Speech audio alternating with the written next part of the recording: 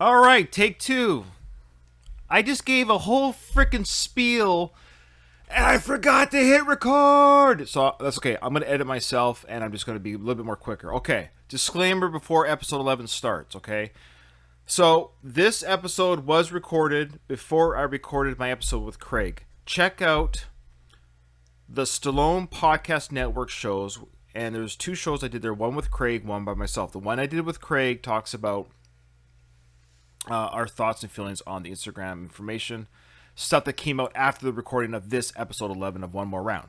Then I did another episode called The Fight for Rocky's Legacy, something to that effect. I can't remember the exact title without looking at it. And in that one is a really cool one because I received insider information from a deep throat close to Sly. I just wanted to give this little disclaimer. It has come to my attention that nobody's ripped me off. If you know what I'm talking about, you know what I'm talking about. But I'm going to give you two things. One of them is true and one of them isn't, okay? First off, the information I received from my deep throat is legit. That was verified by other people to me that also know Sly, and I'll leave it at that, okay? Here's the two theories, sorry. That the deep throat told more than one person, correct information, or there's more than one source telling the same information. I'll leave it to you listeners to decide which one you think is true. Either way doesn't matter because I haven't named any names. Nobody knows what I'm talking about, and I've given you two possible theories. So I just want to let you know that the other channels like Viking Samurai, who I thought ripped me off, did not rip me off. They just received the same information I received from such a reliable source. Whether it was the same informant or a variety of informants is irrelevant. But the information is still cool. All it does for me, Ryan, is it makes me feel less special. I'm not as important as I thought I never was. But, there was a small part of me that's like, yeah, I'm fighting for Sly. But I wasn't. Anyways, I'm just back to being a ham and egger. Okay, here we go, guys. So thanks for all your support. Thanks for supporting the channel. I can't remember if I asked. Join our Patreon if you haven't already. I don't know if I talk about it in this episode or not, so I'm just going to say it again. Join our Patreon. If I do talk about it, I apologize. I'm not re-editing this anymore. Because the Patreon helps me, Ryan, cover the cost and fees of the Last of the Action Heroes Podcast Network and to the hundreds of hours I put in for podcasting. But every 1 minute of podcasting is 10 minutes of editing. Okay. All right, guys. Thanks, everyone. Thanks for joining us. And here we go. Start the episode. It's another side that, wants to take more. It wants to go that one more round. Because, going that one more round when you don't think you can, that's what makes all the difference in your life. You know what I mean?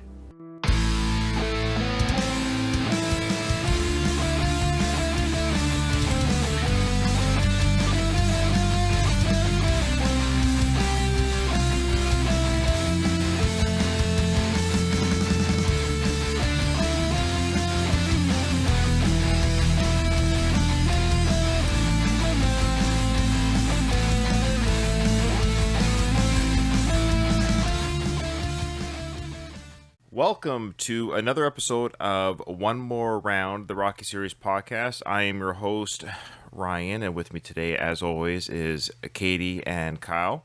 Ladies first. Katie, how you doing? Hello. I'm doing great. How are you guys? Ladies first. Kyle, do you want to answer that? Is that a pejorative? Huh? The lady a pejorative? Is that right? What's a pejorative? Yeah, he's great. Yeah. I am doing good. It's a long weekend here. I think in BC too. Oh. Here it's like a civic holiday called Heritage. It's a Heritage Day where it's we have like a festival, I guess, in the city here where there's like tents set up from like pretty much every country, and people who live here in Edmonton from that country kind of showcase their cultural items and food and stuff like that, and you go around. Oh it's my pretty God. cool. That is cool. So that's what you guys are doing this later today, or you did that yesterday? Well, you know what? I'm probably not going this year just because my 3-year-old is a handful. And this Heritage Days is usually packed, and I haven't been there the last couple of years because it was been canceled due to the pandemic. So I'll probably hit it up next year, though. Just put him on a leash. Oh, you know what? I remember as a kid, I was incensed seeing other kids on a leash. I'm like, that is just bullshit. Now that I have kids, I'm like, Some kids deserve to be on a leash. I'm like, not all kids, but some kids do. Let's get to it, ladies and gentlemen. We'd like to welcome all those who join us in our Discord. If you're listening to this episode and you're like, gee, Willikers, I would love to be part of the Discord discussion. Let me just do a little quick public service announcement. So what Discord is just a social media, not even social media, that's not right. It's a communication app. So it's just an idea of where we meet to record. You'll see these videos on YouTube. So you'll if you go to YouTube and check out the link in our show notes, you'll see myself, Katie, and Kyle on YouTube. And then what Discord is the live recording. It looks just about the same on your screen at home, but you get to participate in the chat. So people like Dave and Donald are here right now, and they'll throw things in and say hi, or they'll tell us things, and then we comment on that during the recording. Then you'll hear it in your ears on the. So if you want to be part of that discussion live, essentially, all unedited, or the jokes that don't land or aren't appropriate, you get to hear that live. You just won't hear it on iTunes. So check out our Discord; it's free. Also, if you want to support me on Patreon, I would appreciate that as well. What does Patreon give you? It gives you early releases. I'm actually doing really good with my editing. You get early releases of the audio and of the YouTube videos. So you get a little bit of an earlier start. So I've got people who email me, comment on the shows well before they're released to the public. What else does it give you? Well, it gives you a good feeling because you're supporting me, Ryan, with all the editing I do and the hosting fees. It cost me $40 a month. It costs me to run this shite. So, because I'm CEO of the Last of the Action Heroes podcast network, so I'm hosting all these shows, and it's not cheap. It's $40 a month. So if you send me just $1 a month, and if 40 people did that, that would pay for the fees. So there you go. I'm going to plug that a little bit more because I want to guilt people at the beginning of every episode. So bear with me as I do a little bit of business at the beginning of every episode. For $1 a month, you can support a starving podcaster in Souk, British Columbia. I just got doxxed by Kyle. And you get to hear him say, shit, gee, sorry. Willikers? Mm-hmm. That's Gee one out of the Willikers. vault. For $100, Katie will have a bikini shoot. I believe that was on the table. Katie, was that? Actually, just go to your Facebook. No, you get that to was see me. You have to pay $200 if you don't want to see me in a bikini That's shoot. what it was. That's what it was. No, 200. there were some people requesting to see you guys in the shorty shirts on Yes. Facebook. Yeah, that won't happen. I'd do it for money. I'd do anything for money. Okay.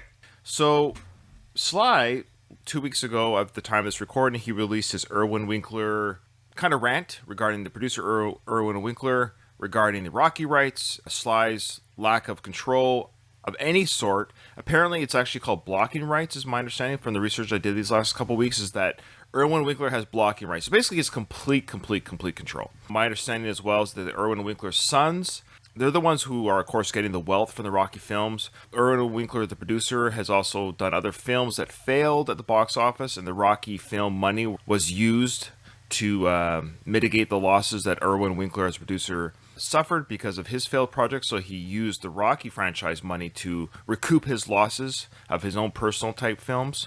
Lastly, apparently, Irwin Winkler's wife, Margot, hates Sly because she wanted her sons to be self-sufficient and to take care of themselves through their own creations, but they've used Sly's Rocky's money to become millionaires. And so instead of hating her own sons, she hates Sly.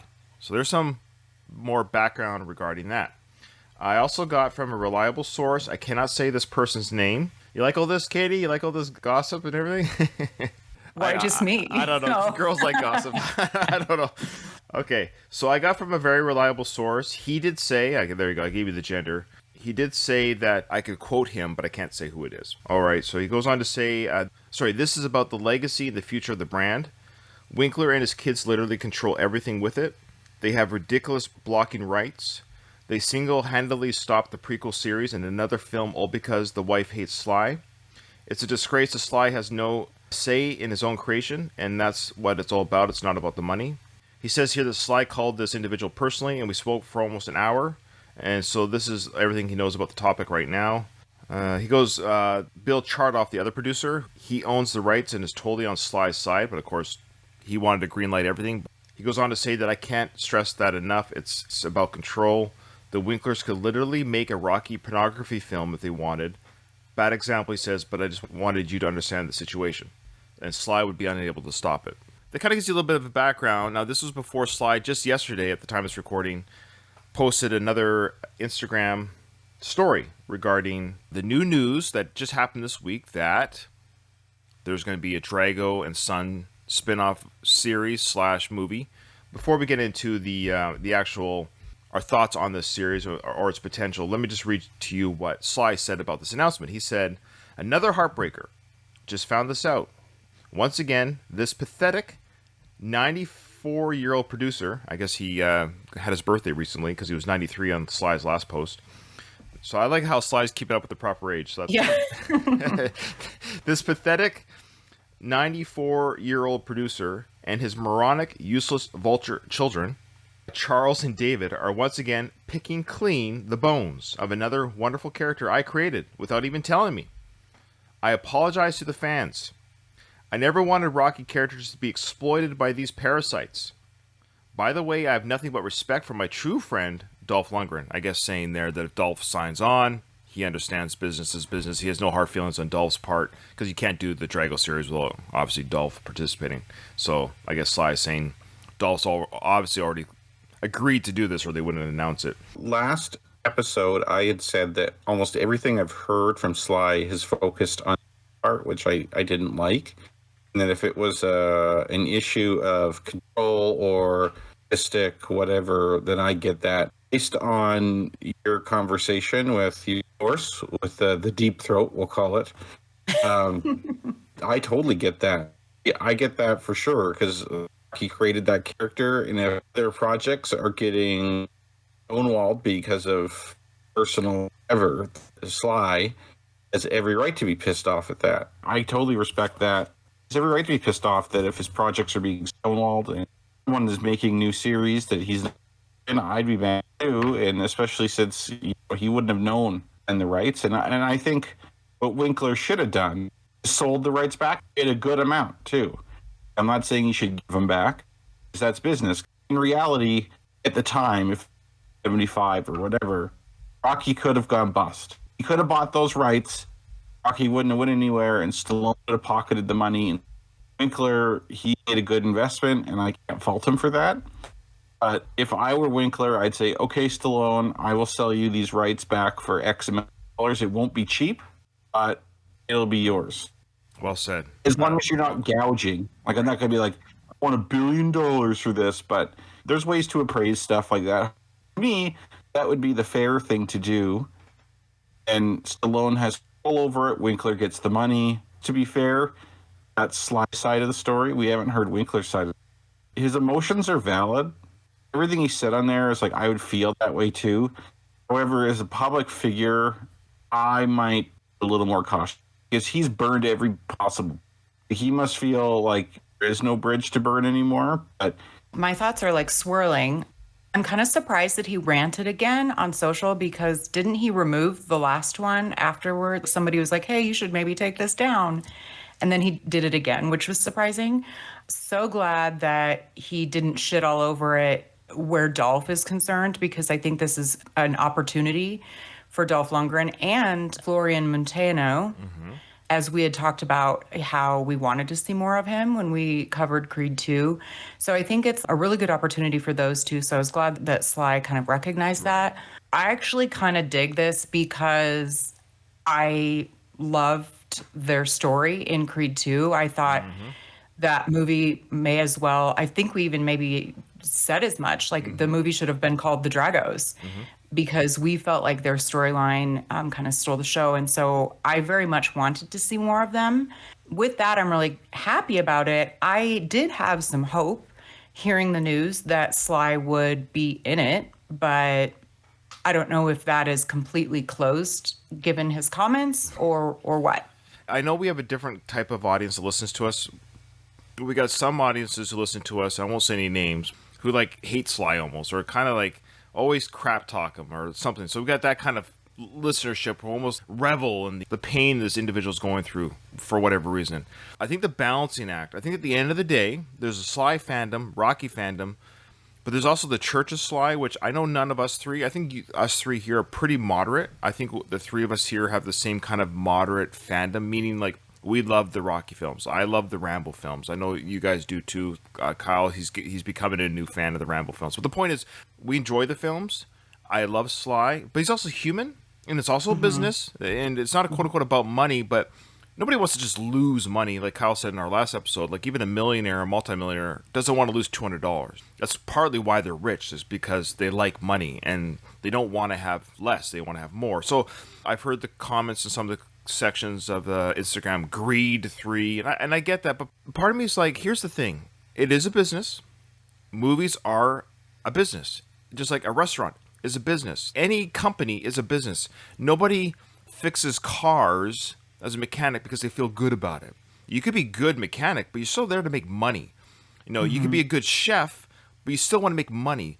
I understand if Chef Ramsay creates a burger and somebody else makes millions off that, of course he's going to be hurt by that. It's like, hey, that's my burger. I made that creation. You're calling it the Chef Ramsay burger. You know, now you get to make it any way you want, but that wasn't the way I originally made it. You know, I made it this way, but now you're making millions off my burger, and it wasn't the burger I made. Even though Chef Ramsay's a multimillionaire, he might not like the idea of somebody else making burgers in his name that he didn't create and changing the recipe, and where it doesn't even represent the burger anymore. It's all these things: money, reputation, legacy, control. Everyone's right in their own perspective. Erwin Winkler's right. He's a businessman. He's like, hey, man, sucks to be you. You sold me the rights when you were a starving actor. Now I've got them. I don't want to give them back. I'm taking care of my family. Sly's like, oh, man, it sucks to be me. I should have sold you those rights. Give me a piece of the pie because you've been using my the money from the character I created for 40 years. They're both protecting their assets. McCoys. This is a Hatfield and McCoy situation. Both parties, they're focusing on their self-interest. Okay, so that's kind of where I land a little bit, where I get Sly. I get you, man. It's not that I'm Team Sly. It's just I'm a fan of Sly. I'm not a fan of a producer of movies. Like, oh yeah, I love Erwin Winkler Productions. I don't care about him as a producers. They just front the money. That's their job. The job is to make the project happen. Winkler's saying, hey kid, I run a business, not a goddamn soup kitchen.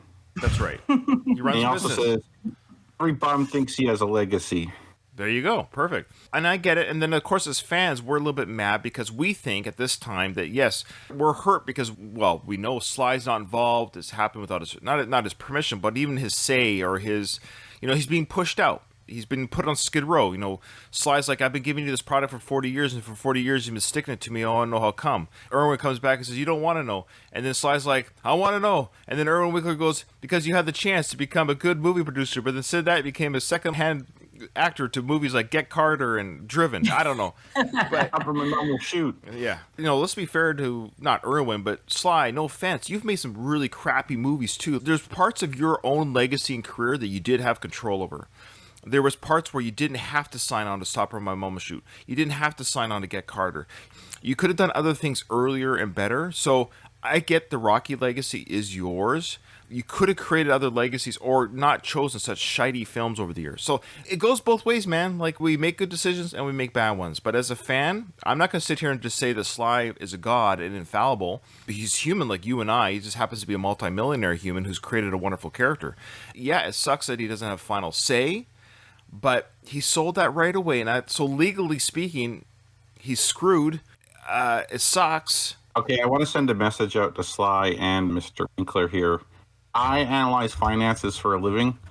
I'd be happy to figure out how much those rights are worth, and my 5% fee, once you guys do the sale, I'll reinvest that partially into the podcast, so Ryan no longer has to pay the monthly.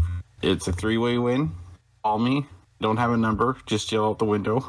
Or call you collect. They have to come on the show. They have to come on the show, and you can mediate. Update. I mean, this is not an update. I'm sure everyone knows. But when I was reading articles about this, for those who don't know, the Creed 3 is coming out in March of 23. That's right. Got pushed back. Yeah. And then the Dragos will be follow sometime. There's no release date. But one thing that I didn't know, maybe I'm late to the party, is that Florian is in Creed 3. He is? So Victor Drago must be in it. I don't know if it's, like a... Yeah, I'm not sure, but I did say that he was in Creed 3. Well, let's get to the Discord chat.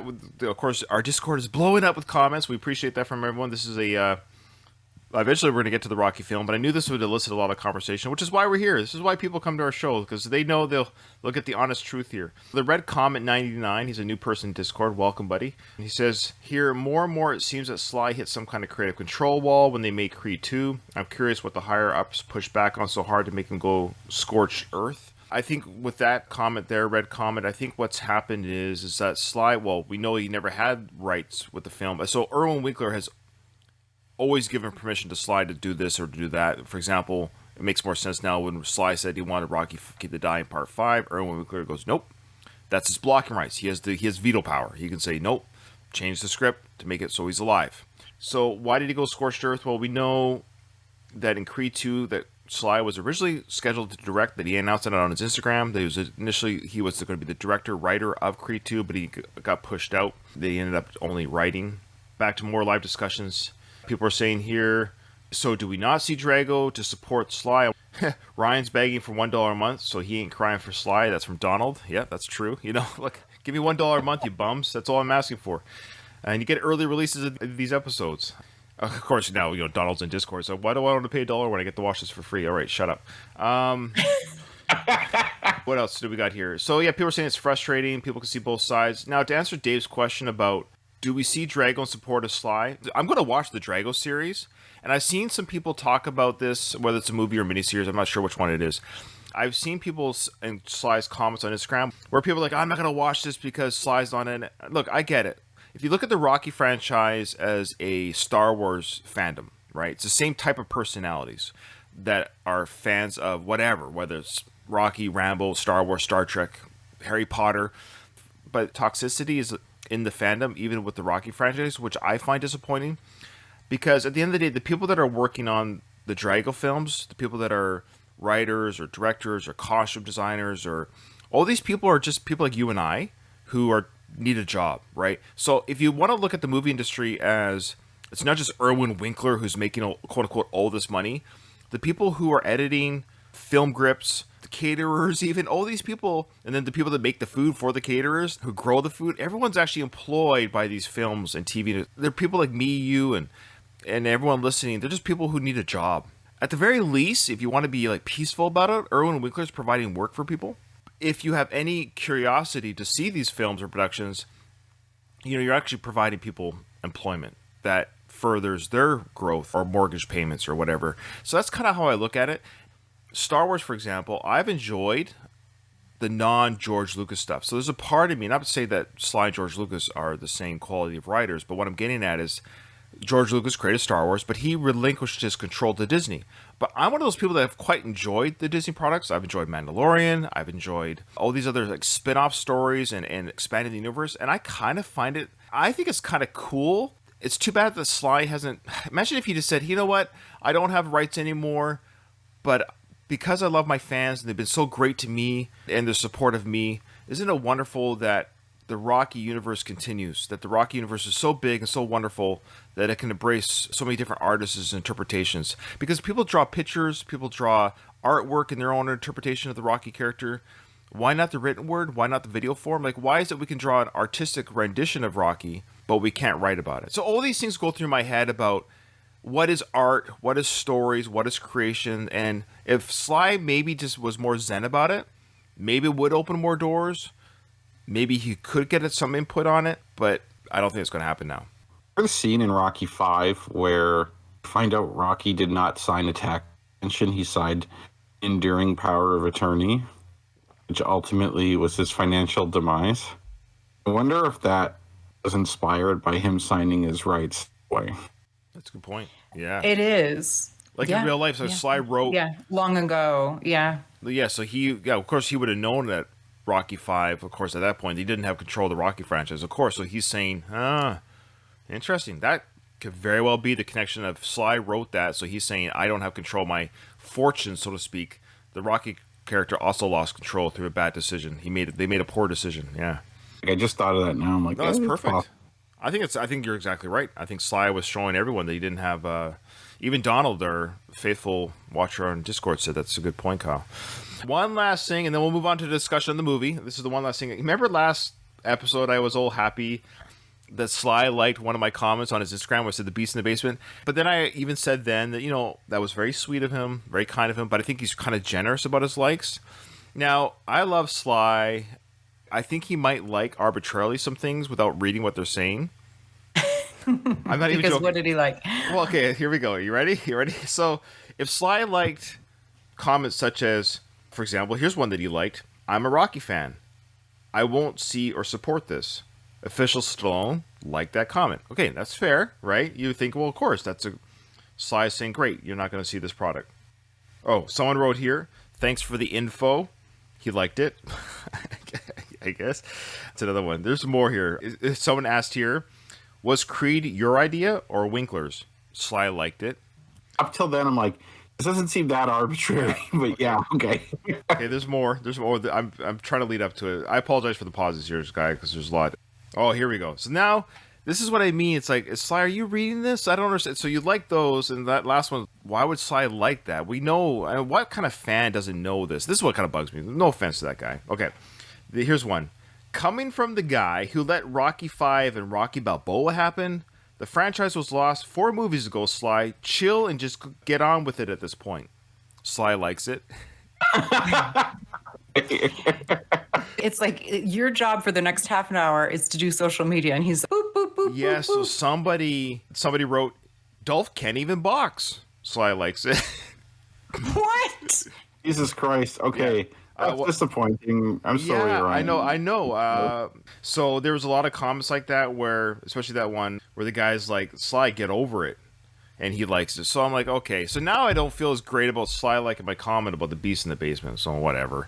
So this is what I mean. All this is just insane to me. But I wonder if somebody is assigned by Sly. I'm going to post this. I know that's him writing the original post. But I think he must task out the likes from somebody else. And somebody might be trolling him on his media account, liking comments that aren't supposed to be liked. It says here, Donald says, could have been worse. Hulk Hogan, in quotes, Hulk Hogan, retweeted some guy wanted to bang his daughter. Is that a real thing, Donald? It must be. Donald says yes. I think what he's saying is that yes, Sly writes the Instagram stories and posts those videos, but he might not be in charge of all the likes. Mm-hmm. So there you go. I don't know why that hits me so funny, but it is very funny. No, you're right. I was going to make a comparison. Somebody else who seems to like his own daughter quite a bit. Oh, yes. Yeah, we won't say who. Somebody in their 70s, somebody who's very famous, and someone's daughter who's very pretty. Yeah. But we don't get political on the show because we've already lost. A couple listeners on this show because we say something about this individual. Okay. Oh goodness, there were a few. There were a few happenings this week that I wanted to remember to bring up today. Okay. One is on the topic of Irwin Winkler and the Rocky universe. Have you guys or any of our listeners seen 1981's True Confessions, starring Robert De Niro and Robert Duvall and Mickey? No. Or Burgess Meredith. Produced by Irwin Winkler. It was a 1981 movie. Robert De Niro plays a priest, and his brother is Robert Duvall, who's a cop. And Mickey plays another priest in this.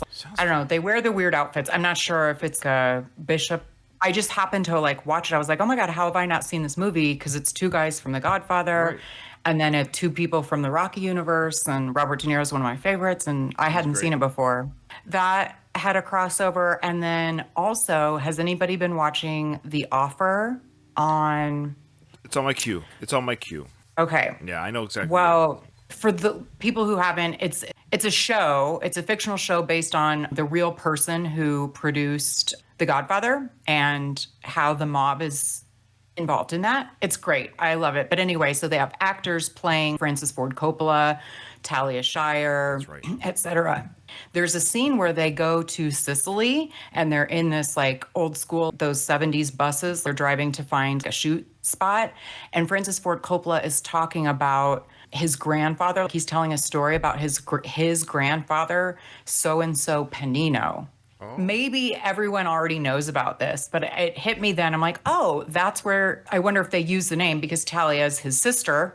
So her actual grandfather, I wonder if that's where they got their last name in Rocky from. Or Talia may have told Sly, hey, look, if you're looking for a last name for my character, my family's last name is Panino. Yeah. Interesting. Yeah. I love it. I love that kind of stuff. And I do want to see The Offer. And that was another episode of Katie's recommendations. Thank you. Yeah. I know, I love it. I know a lot of podcasts do that. What are you watching this week? But no, I like hearing what you're watching. Oprah's book club or whatever when Oprah recommends. Okay, so I forgot. We're ready to go into the film, but we're going to do our trivia. You ready? Oh, shit. Okay, here we go. Question 21. Play along at home. If you're on our Discord, do not answer in the Discord. This is play along at home, write at home, and keep score at home. Okay, here we go. What word does Rocky need help spelling when he talks to Gazzo? Question 22. Why does the person at the skating rink let Rocky and Adrian go skating? I guess he initially said no, but why does he allow it to happen? Okay. 23. How many years has Rocky been at Mickey's gym? 24. True or false? Rocky is holding dumbbells at the start of his run to the steps. 25. Or how much money does Gazzo give Rocky for the date with Adrian? You can adjust for inflation if you like. In the film, how much did he give? Okay. All right, great questions. And that brings us halfway to Rocky trivia questions and, ironically, halfway through the film. So, good stuff, Rocco. Again, Rocco was 11 or 12 when he made that book. It's called Rocky Trivia Book, 300 Questions from Rocky to Balboa. Great stuff. Question 26. Why is Sly so mad at Irwin Winkler? That's the thing. All right, here we go. So we just watched Rocky and Adrian have coitus in his apartment next to the cockroaches and refrigerator. And now we cut to this wonderful building that we know so much of, Mighty Mix Boxing. I love that painting there. I don't know why, but I just love how that looks. I do too, and I guess it was, of course, made for the film. It's not like they painted Mighty Mix over an existing boxing site, but I think whoever painted this did a good job of simulating wear and tear. It kind of like looks new and old at the same time, because yeah, you're right, Kyle. It was made for the film, so it looks fresh, but it also looks worn out at the same time.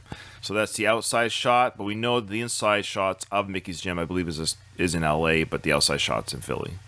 Hey, Worm, I heard you got a fight coming up, man. Yeah, I'm gonna fight next month, January 27th. I need some Well, that's good, man. You come on down to the gym, man. We'll see that you get in shape. How's your weight? Weigh 175. Hey, Rock, how you doing, man? Good. Hey, Mick was looking for you up there, man. For me? Yeah. You sure? Yeah. He looking for you, Jack. Get on up there and see him. For me?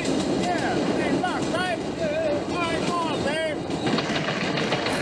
For our listeners there, if you could barely hear it, the captions help out. But you have this kind of guy outside. He's talking to other prospective boxers, I guess, who are kids or whatever, saying, what's your weight? What can you fight at? And then Rocky comes in, this guy who probably like middle management of Mickey's gym, saying no, because he's looking for fighters outside Mickey's gym. I didn't think he was recruiting, and I just thought they were guys outside the gym hanging out. He's asking them questions about your weight and stuff like that. How often, it mentioned a fight on January 27th and things like that. Yeah, and he's saying, yeah, come on down to the gym, we'll get you in shape. So that does sound like recruiting. Mm-hmm. Love that guy's energy. I like that guy. That guy sounds so cool. I could never sound like that. He's a natural networker, that guy. Look for you, Jack. I can't say that. And Babe, he calls Rocky Babe. Love it. Yeah, like that guy. I like his positivity. I like his energy. Hey, looking for you, babe. Your name's Rock, right? I love that. Oh, that's pretty good, Ryan. Thank you. Look, I won't be any more jive than that. I don't want to be accused of cultural appropriation. Okay. Donald just wants to say, Katie, that this has nothing to do with anything, but Katie's looking great today. So he wanted to let you know that you're looking. Oh, thank you. Yeah. Like I said, boys, Katie's single, ready to mingle. Oh, boy. We're gonna get you a husband by the Balboa. We're gonna get you hooked up by Balboa. Hey, it's 3 to 4 years from now, so who knows? Okay, maybe not a husband, but we can talk. We can talk. Boy toy. Yeah. We're gonna get off topic. Okay, so Rocky goes into the gym. Mickey's looking for him, so he's feeling pretty good about it. So hey, Mickey's looking for me. That's great.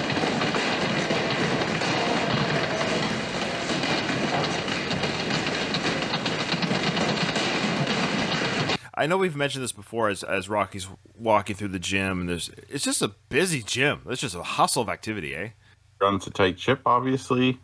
It is way busier than when Rocky ran that gym or when Mr. Sperino was running it later on in the Creed films. Hey,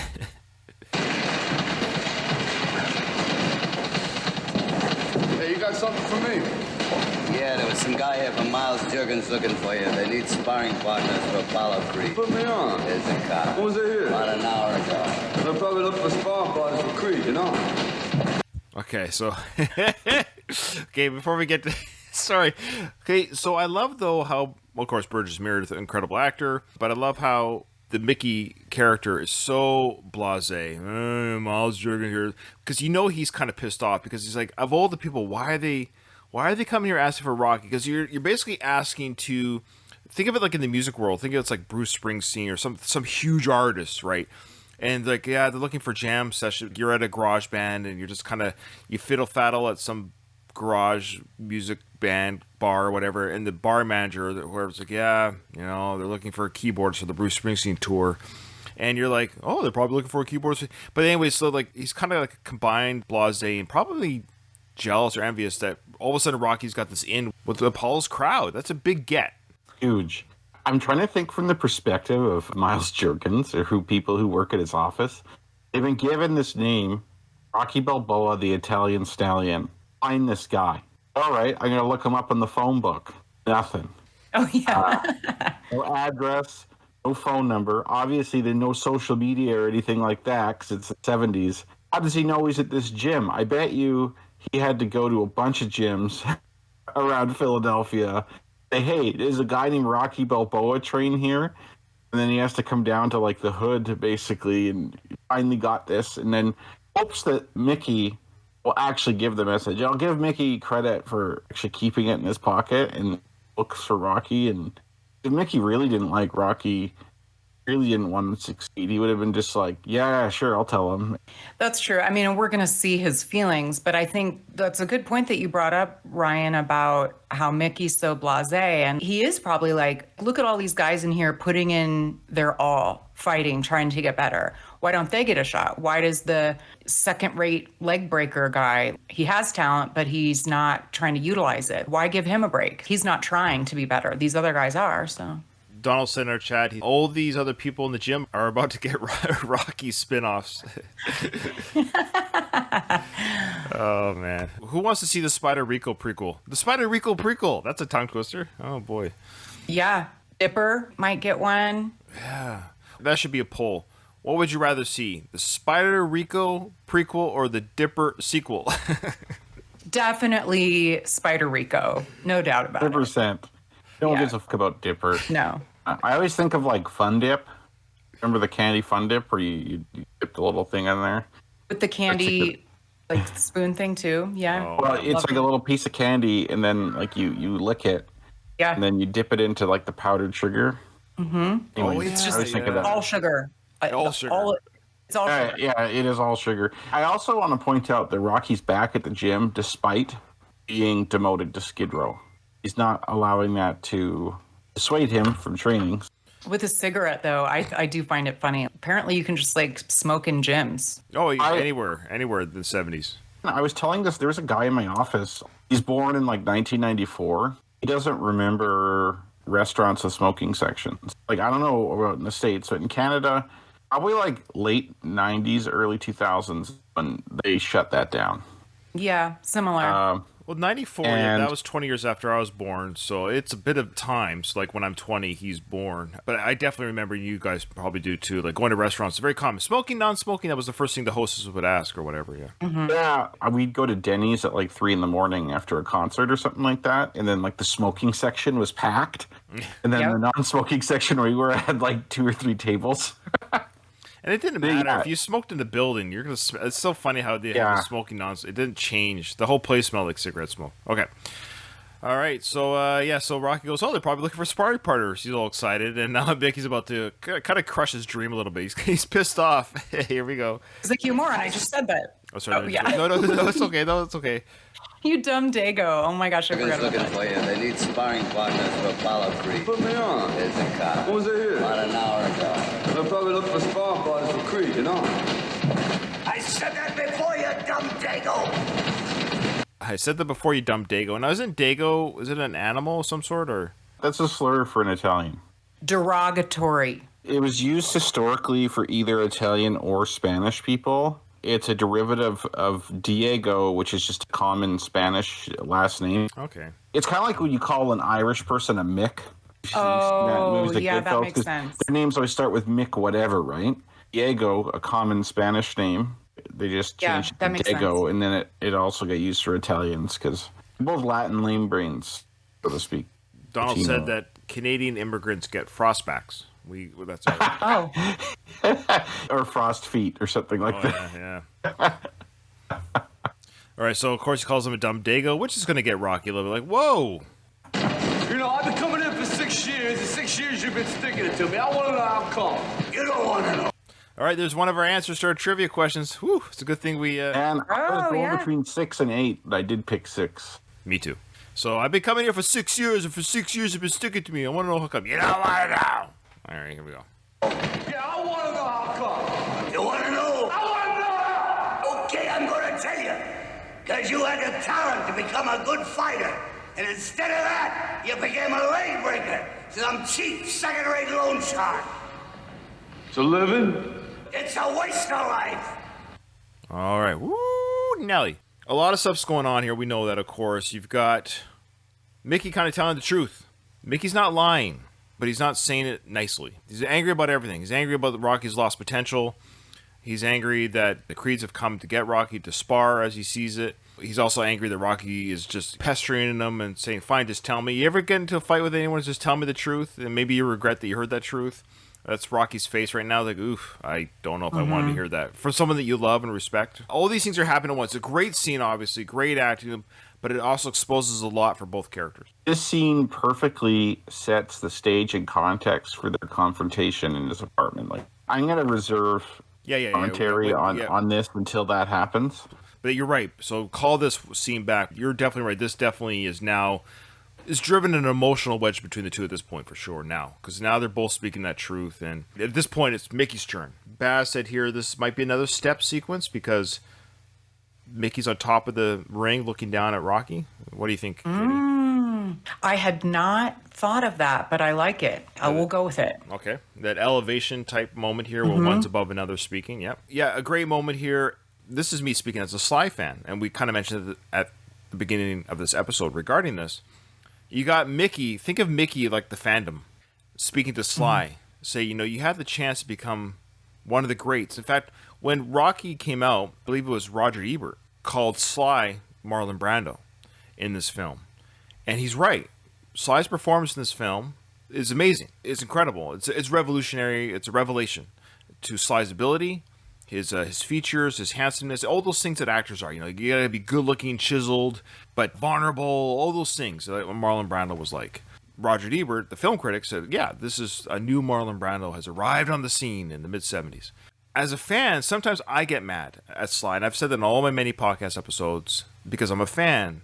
You see this potential, and I get the anger that some people have at what could have been. And that's all it is. And so Sly has every right to do whatever the heck he wants. He doesn't owe us anything. I get that. This is me speaking as a selfish fan that he had the chance, Sly, in many ways to become the next Marlon Brando.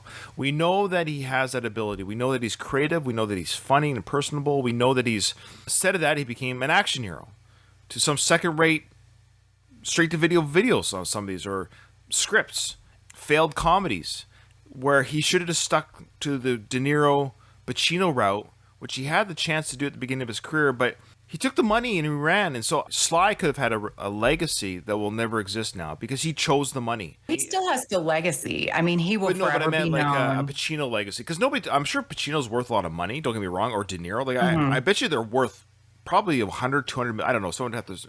I'm not saying they're not worth money, but you get what I'm saying. But people aren't talking about the failed ventures of Pacino and De Niro, even though they have a lot of failed films. It's hard to explain. I think what's frustrating for people is that Sly had the potential to become more than just an action star, but he really dug in. He dug into that action star. If you never focused on the bodybuilding, just kept the natural. Think of like Clint Eastwood, Kurt Russell. These actors have nice physiques. Harrison Ford. Here's our men that, like, in their primes, they all had nice physiques, chiseled, but they were never muscle men. Sly kept that physique of just that chiseled, like Rocky 1 type look to him, just chiseled, handsome, strong. He could have done shows like Nighthawks and all those type of films, which it seemed like he wanted to do, but then he... Yeah, I agree. I do want to play devil's advocate on the Brando thing. So two thoughts. Like, one, I think he saw an opening that he could fill regarding the action, because not everybody is able to become the dedication that it takes to get down to like 3% body fat or so. Like, that's insanity. Also, he's vain and admits it. And so, hey, I mean, if I put that effort into the way that I looked, I would want to show it off as well. So there's that. But then the Brando thing, Brando kind of went off the rails and had a much shorter career than he could have. He kind of piddled away his opportunities and talents. Didn't he go off the rails? Yeah, he had mental health issues and obviously gained a lot of weight, and so that a lot became a health issue. Like John Candy big, even bigger than that. He just became almost a caricature. I get that, but yeah, but I'm saying the talent of Brando was still there. But yeah, he squandered just through mental health issues. I don't think he was old there. I think his son was killed and things like that too at a young age. Oh, okay. So murdered, I think. Yeah, it's too bad. Anyway, so I got a good comment here. Baz said in our chat, he goes, totally hear what you're saying, Ryan, but Stallone was also a product of his time, which is fair. That was the 80s. Imagine if Stallone was alternate universe, was born today and created a Rocky character of today's world. You're right. The muscle-bound 80s propaganda type films don't exist today. Chris Pratt, he's got a nice build on him, but he can do an action film, The Terminal List on Amazon, but he can also do dramas. And that's the physique of men today, that no one is the muscle-bound men anymore. Like, nobody does that. People have physiques and have, like, but nobody's big. Nobody's so swole that they have to be the action star. They can go back and forth. Well, like The Rock, I guess. Like The Rock. The Rock might be the only one that is now that torch carrier, but he was big because of wrestling. His frame is so big that it has to be that guy in a film. Ironically, The Rock stands alone in his own right, but nobody's competing against him. The Rock is a very unique character who would exist one way or the other without Stallone existing in the timeline before, maybe? I don't know. Stallone, I really admire. Like, I don't have the dedication and the discipline to get as fit as he could, or the genetics, perhaps. That said, I do feel like he's an odd character to be a muscle man. He's kind of small. He's even said that. He doesn't have the genetics for it either. I mean, he was like 150, 60 pounds. Yeah, he is small. I don't like the bulk. Like Arnold... Too much. I like Sly that he's like regular. I mean, obviously it's not all natural, but it's not bulky. It's just like incredibly chiseled and cut. Sure. Oh, he looks you know fantastic. What I mean? Look, I love Sly in the action films because I was a kid during that same time. Like Baz was saying, I was a product of that time. I was a teenager during the 80s. I didn't care about Marlon Brando or De Niro's acting chops. I do now. I'm older, but as a kid, as a teenager, of course, I loved it. I loved the Rambo films, Demolition Man, Cliffhanger. Are you kidding me? Loved it. But now that I'm older, I'm like, I kind of wish I had more. That's all. Instead of Stop or My Mom Will Shoot, he did Beverly Hills Cop, maybe. Like, that's what I'm getting at. He should have, would have, could have, should have. I'm just saying, this is me speaking as a selfish consumer of his acting. I get it. He can do whatever the hell he wants. He doesn't owe me nothing. Friends don't owe. He doesn't owe me anything. He just he can do what he wants. I'm just saying, yeah. It's like, think of a band that you like, or an art or a music artist, and they release a crappy album. You're like, why did you give me this? Not everyone produces gold every time. It's just, that's what art is. It's not everything's the Mona Lisa. Tulsa King, I think we have a chance here. I think he's done a lot of things. He's tried a lot of things. He has his bread and butter. And just because I also love like mobstery, like I love the De Niro route. Now that I don't have the body to, now I'll go that route. So I don't know. I think he's trying to remedy maybe not having the rights to the route. I mean, you never know. He could create a whole new era for himself here. Yeah, no, I like it. Of course, he says it's a living, it's a waste of life. We should say, so in that silence there, Rocky and the Mickey character both look at each other. I think almost like, you almost sense that it's stinging Rocky. He's got nothing to say. He's left in silence, and Mickey turns away. There might have been a part of Mickey that's like, oof, I dumped on him, but I ain't going to apologize. I can't say, oh, well, I didn't quite mean like that. It's out, it's done. You can't put the toothpaste back in the tube. You drop a mic like that, what are you going to do, right? Yeah. Mickey's face, though, when he turns away, he didn't look as hardened. It was more like, no. Yeah. We know Mickey, but if you're watching this for the first time, you only see a couple scenes of Mickey. He's an asshole. He's like, he doesn't care. Now you see that he does care.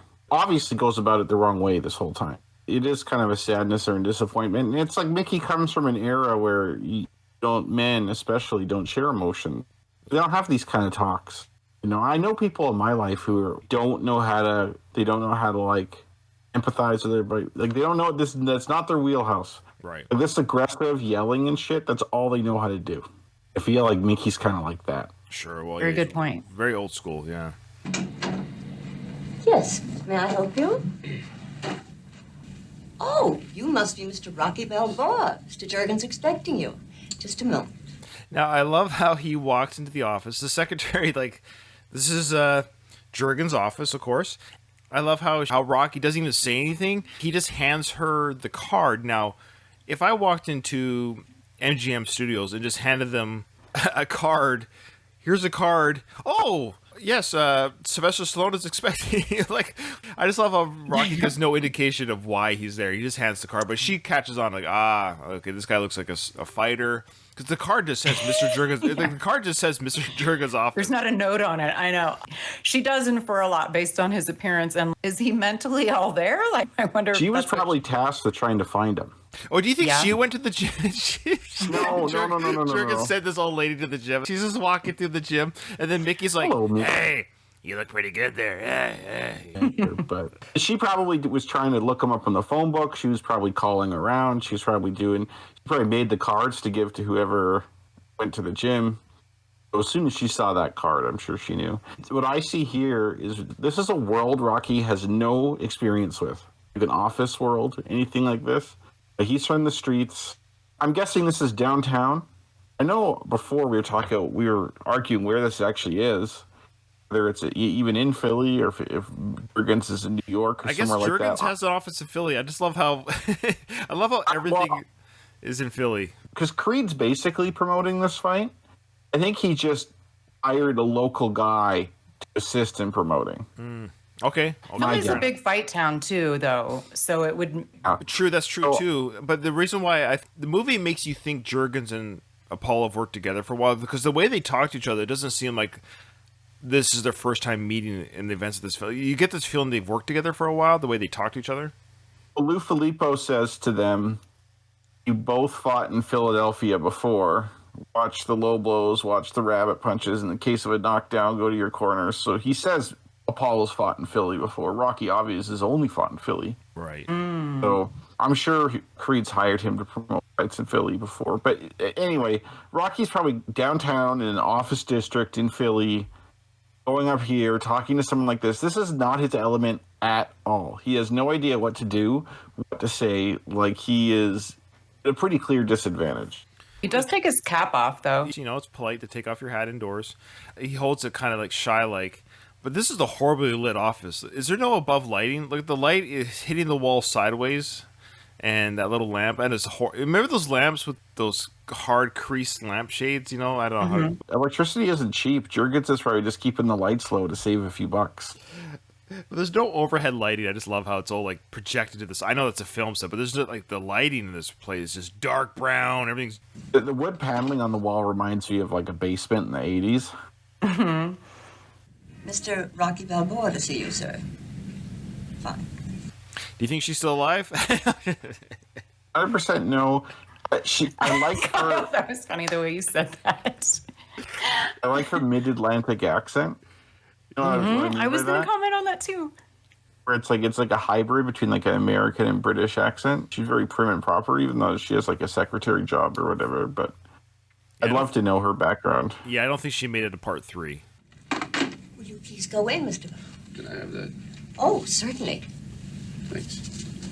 She's very matronly, very pleasant. Oh, certainly, you may have this card. I love how Rocky wants to keep the card almost like a memorabilia. This is a big part of his life. Like, he wants to keep the Mr. Jurgens card who represents Apollo. Like, Apollo's name's not even on that card, probably.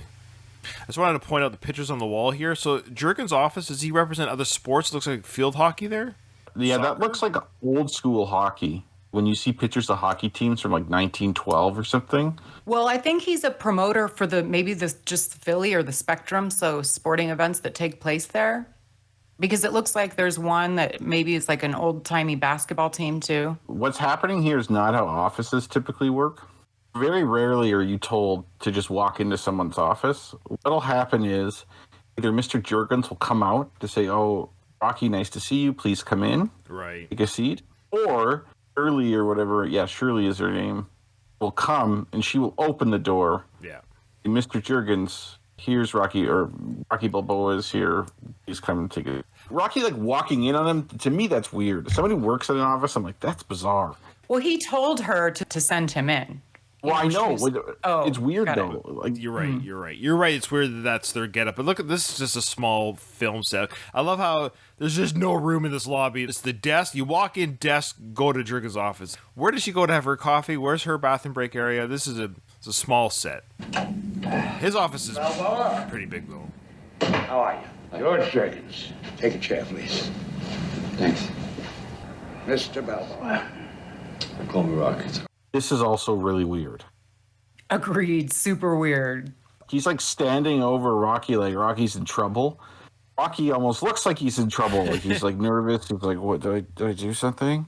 Like he's in the principal's office. Do you have any representation? It's like, hey, do you have a parole officer? Like, do you know what I mean? Like, it's clearly showing they're not equals by any stretch. You get that by the way they're dressed. Like Jurgens is dressed like really well. To the nines. He's got the little handkerchief, the flower, the vest over, underneath of his long jacket. Yeah. I'd say he's overdressed. It's not good, especially for just like a normal day. Like, I don't know. Like, this is weird. Rocky, of course, is underdressed. But yeah, it's so weird how close he is to him, how he's standing up like that. He should sit in the chair next to him or at his desk or something. Exactly. Like, this is so bizarre. The way Jurgens is talking and looking to him, almost like Rocky is some sort of, not subhuman, but almost like a novelty. Like, here's the guy that we pulled out of the hat. Here he is in front of me. So this is what he looks like. This is him. Oh, Rocky Balboa. This is you. This is what you look like. And there's a part of him who's like, okay, we can do something with this guy. He looks all right. We can make it work. Because you see the dollar signs going off in his eyes here. Yeah, imagine if like the guy you pulled is like addicted to heroin and it's like, imagine it was Paulie that walks in or something. He's some one-time boxer, but now he's gained 50 pounds. I saw a picture of Burt Young. Oh yeah, we shared that on our Twitter. Yeah. Okay. I saw it online on my socials, and he boxed in the Marine Corps and had like a really good record. Burt Young could probably punch out Sly in real life at that time. Yeah, Burt Young was a real boxer, and he actually trained somebody. But he was a boxing trainer in real life, Burt Young, and he trained somebody here in Victoria where I live. Ruben and I talked about it on our Going the Distance podcast back in the day. That Ruben knew the person that Burt Young trained. Really? Yeah. Apparently, Ollie, it says there that it was trained by Customato, which I found hard to believe. Customato trained Mike Tyson and a whole bunch of other really famous boxers. Like, Customato's huge name. He's a big enough name that I even know who he is, and I don't really follow boxing outside these movies. So, Tell me, Rocky, you got any representation? You have a manager? No, just me. Rocky, I've got a proposition I'd like to make to you, For sparring? Beg your pardon? Well, I know you're looking for sparring partners, and I just want to say I'm very available, I love the way Jurgen lets him talk. He doesn't correct Rocky right away. I wonder what he's going to say here. He's almost, again, intrigued. It's like a king meeting a peasant. I want to hear how the common people think. Because Rocky, on the card, it doesn't say sparring partners. They didn't say to Mickey, we want Rocky to spar. They just said, hey, we're trying to get a hold of Rocky. Can you send him to our office? Mickey assumes it's about sparring. What else could it be but sparring? Tells that to Rocky. Rocky comes to the office with the idea that he's sparring. Tells Jurgens, well, I know you're looking for sparring partners. I'm not going to take any cheap punches, all this stuff. I'm available. But Jurgens lets him play along for a bit because he's almost amused by this. To him, this is like, it's just kind of fun to watch it. It's no harm in watching. Zoo animal. Yeah, like a zoo animal. Jurgens is backed off, giving Rocky some space. He is standing where Apollo was standing when Apollo was shitting all over Jurgens. Jurgens was sitting. So now Jurgens has taken the power position where Creed was there before us. Some may call this recreating your abuser in your mind. Also, Rocky doesn't look at him. He's either has the inability or uncomfortable with looking like a person of authority or, He represents Apollo. Don't forget. So think about it again. Rocky's world is boxing, and he's a bum. And Apollo's the king. Apollo is like the man. And Rocky's shy by nature. Even it says that Adrian's shy, but actually Rocky's quite shy too in his own way. He's quiet, subdued. So right now he realizes he also doesn't want to mess anything up. So maybe he's even just afraid to look at Jurgens because he's like, if I look at him, I'm going to say something wrong. I just want to say the right thing. I don't want to mess up this opportunity to box with because in his mind, he's like, after this meeting, I'm going to be the punching bag for Apollo, which in his mind is the greatest honor in the world to help Apollo train. You're right. He doesn't maintain eye contact. And that's a thing with men, with eye contact. Say you're walking along the street, you run into another guy. If you make direct eye contact, it's almost almost like a threat. There's something about guys and making eye contact. And if you're two men in a business meeting, you're expected to make eye contact. Then when you feel like Jurgens is like so above you, not making eye contact to me is a sign of being timid.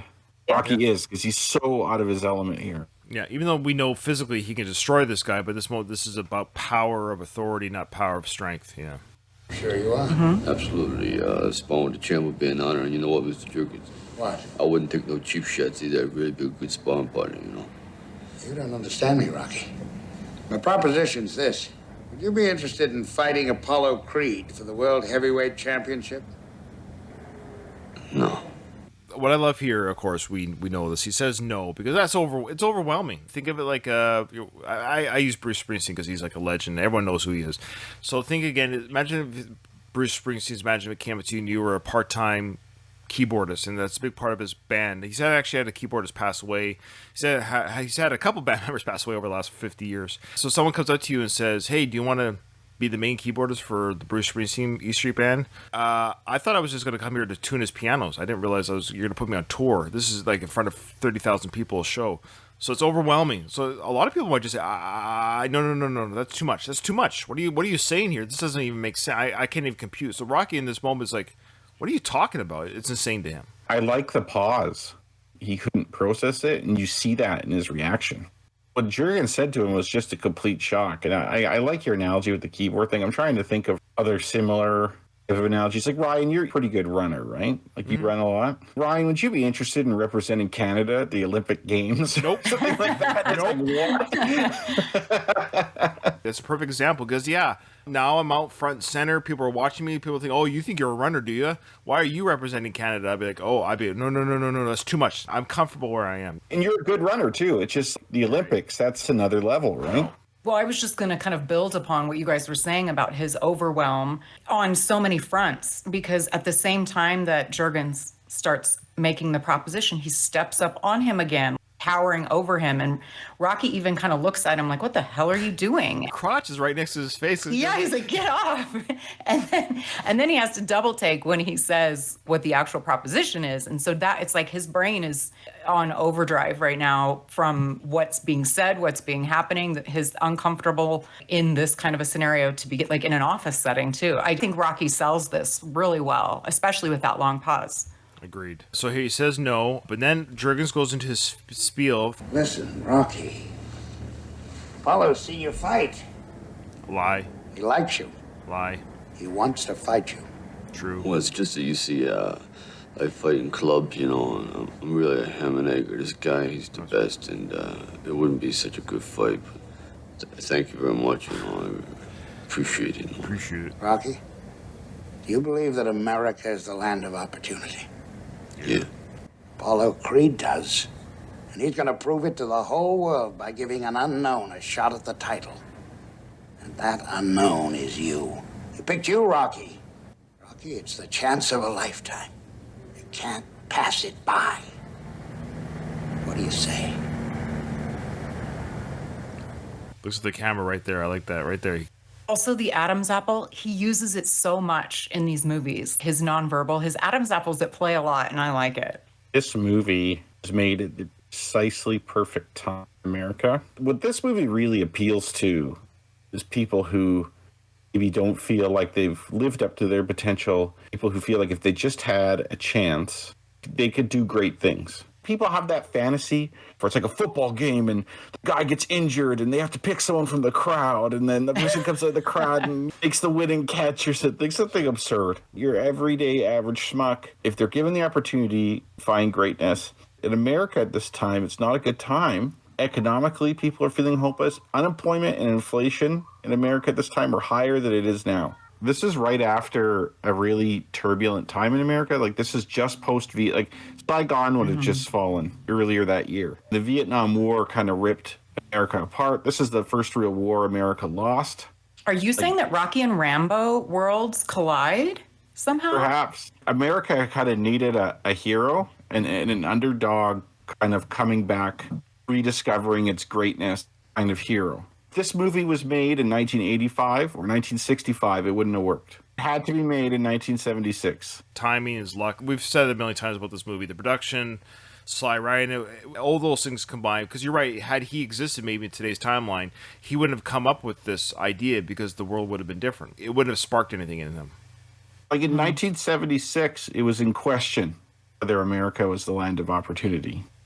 1966, it wouldn't have been in question. Jurgens is like so creepy. The actor's playing a good part, but this Jurgens is so creepy. Everything about him. Because we know the truth. That's why I was saying lie, truth. That's how businessmen work, right? The truth is, yes, Apollo wants to fight him. The reasons why Apollo wants to fight him has got nothing to do that Apollo doesn't hate Rocky, but he's indifferent to him. Doesn't like Rocky. And he hasn't seen Rocky fight. Those aren't true. And Rocky must know something like, what? He's come to the church boxing area and seen me fight there? What's he talking about? I'm not televised. That might strike something in Rocky a little bit there, but he goes into the land of opportunity talk. It's a salesman. Aesthetically creepy, too. Oh, sure. Yeah. He looks very British, almost kind of a mid-Atlantic guy, too. Not the British people are creepy or weird or something like that. Most British guys are creepy.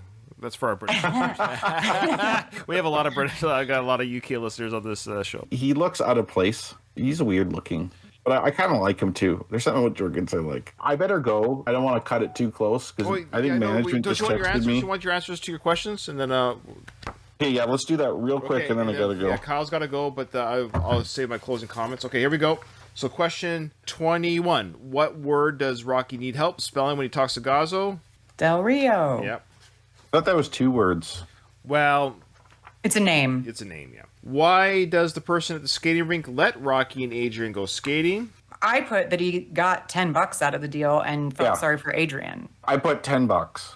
Maybe that's where our head is, but poor sweet Rocco. So we're all going to get 0 on this, okay? This is Rocco's answer, and he's the author of the book. He says, Rocky lies to him, says Adrian's not feeling well. That he felt sorry for Adrian. Oh, you sick. Okay, you put down. Okay, I only put down the money. Kyle? Yeah, same. I just figured we all put the same, so my brain phased out the last part. So you're right. We all put the money, but Katie did say that he felt sorry for Adrian, so Katie gets a point. Okay. How many 6 years? Yeah, we all got that one. Jeez, thanks, Katie. True or false? I'm like, let's keep this train going. Yeah, I got 2 minutes. We gotta go. 2 minutes. Rocky is holding dumbbells at the start of his run to the steps. Now, remember, I don't read ahead, so I don't know if he's referring to the training montage or the first run he does that first morning with the eggs. That was bricks. The bricks? Yeah, he actually wrote that false. He's holding bricks. That's right. Yeah.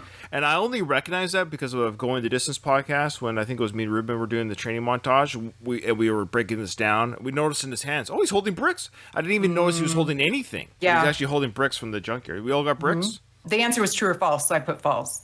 Yes, ma'am. That's right. It's false. False is the answer. Okay. 25, how many did you get? Good. There you go. Okay. All right. Thanks, everyone. Thanks for joining. Bye, Kyle. Katie, you got 5? Yeah. She got 5. I got 4. I got 4. Okay, Brian has 23. Katie has 22. And I have 22.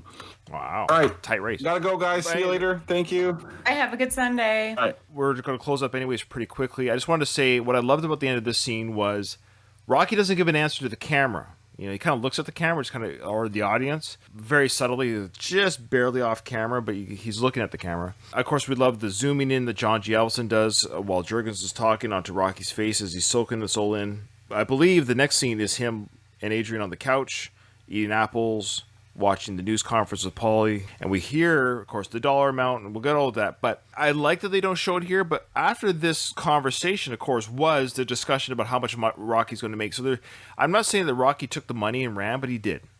And that's okay. Again, he's human.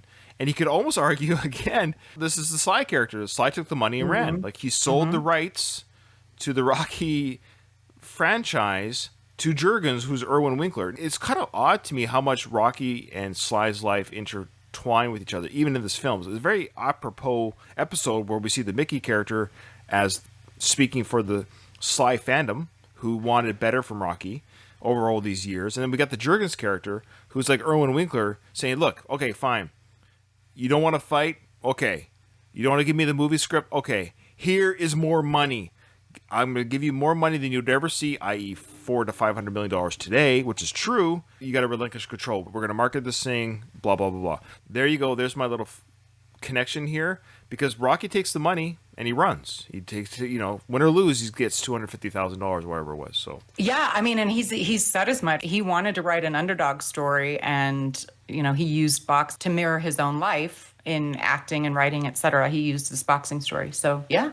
Agreed. And we know that a lot of the story was written not on the fly, but it was. The script was being rewritten on the fly. The story itself wasn't completed at the time the film started. In a sense, it was only like 76 pages or something like. It wasn't the full script at the time. Oh, yeah. So you could almost argue that Sly could have written in at this point that he had sold his soul, so to speak, to the producers, because he gives it to Juergens here.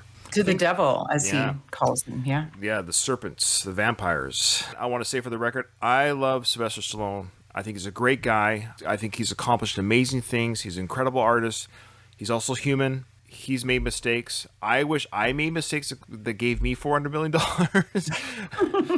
But, we all make mistakes. I know it's not about the money per se, but at the end of the day, it's just, control, legacy. I get it. Again, I get it. If you're Chef Ramsay with the burger and it's a burger you made, why are the people making money off this burger, and they're changing the burger and they're making spin-offs off the burger? It's not the burger that I created. This has gotten out of my hands. I didn't want this to happen.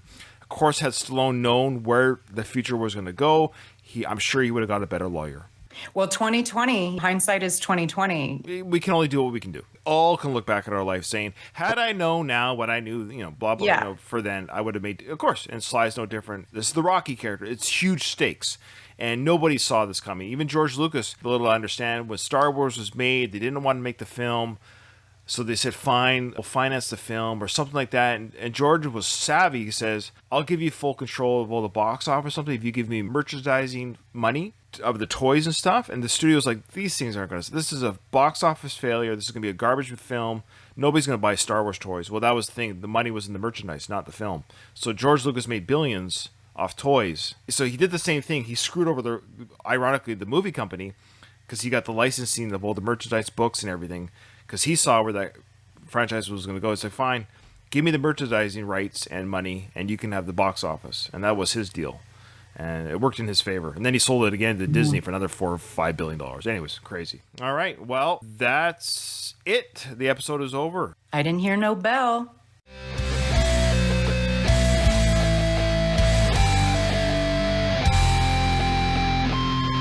I just want to say